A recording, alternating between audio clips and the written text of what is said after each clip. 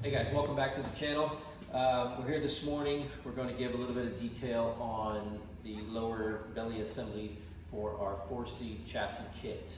We have 12-page assembly instructions that will come with each of our kits, but sometimes video is a little bit better for guys, so we're going to go ahead and run you through this really quick.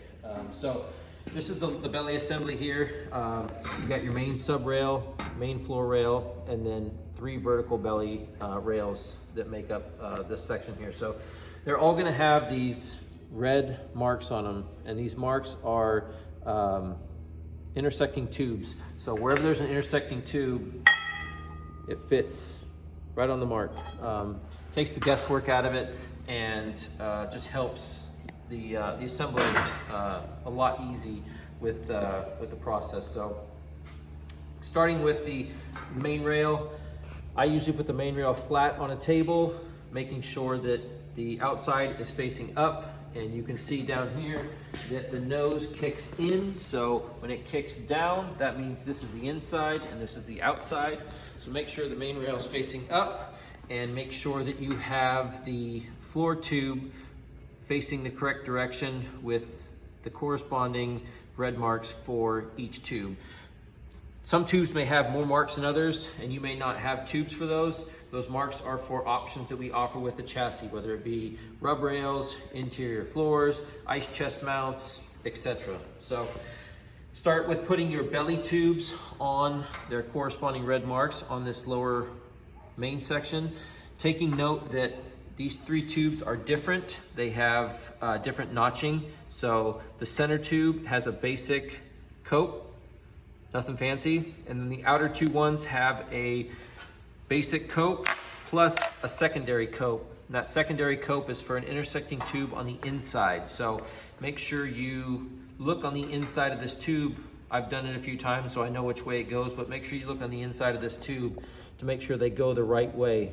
The intersecting tubes come in from the right and they come in from the left, facing when the tubes are facing you. So just take note when you put these in that there are differences in these tubes and they have to be installed correctly. If anything, there can be flaws with marking and tubes and stuff, so just double check your work, even though there's red marks for corresponding spikes. Take a square and just double check that everything is nice and square. This main floor tube is going to intersect with a red mark on this main rail. Line that mark up, and then these 3 belly tubes are going to set the width between the main rail and the floor tube.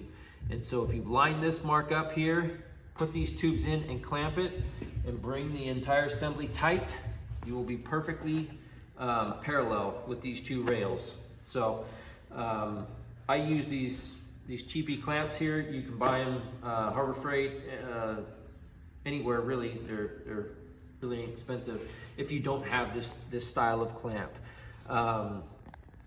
So that's pretty much how the main belly section goes together. You just line the marks up and clamp everything together.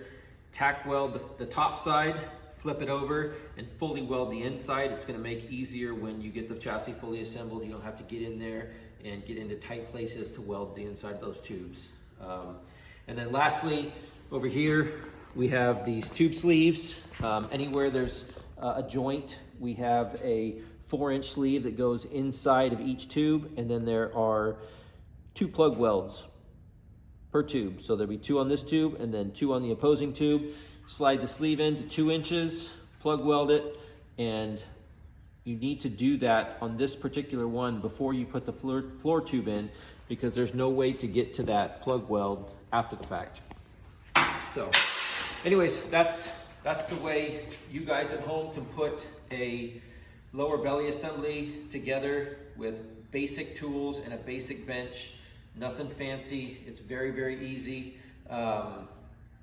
And we will have more videos on the assembly process and trying to show as much detail as we can aside from the instructions that we offer with the chassis kits. But if you do have any questions about any part of the build, please feel free to comment. Subscribe, let us know your thoughts. Be more than happy to go over it because we want to get people into chassis, and sometimes it's easier to build them at home, especially with shipping. It's so much easier to have a pallet shipped to you, and we want you to know that the assembly process is very easy and you can do it in your garage. So we'll cut this video short. Hit like, subscribe, let me know if you have any more questions, and we will have a bunch more videos as we build this chassis out for you guys.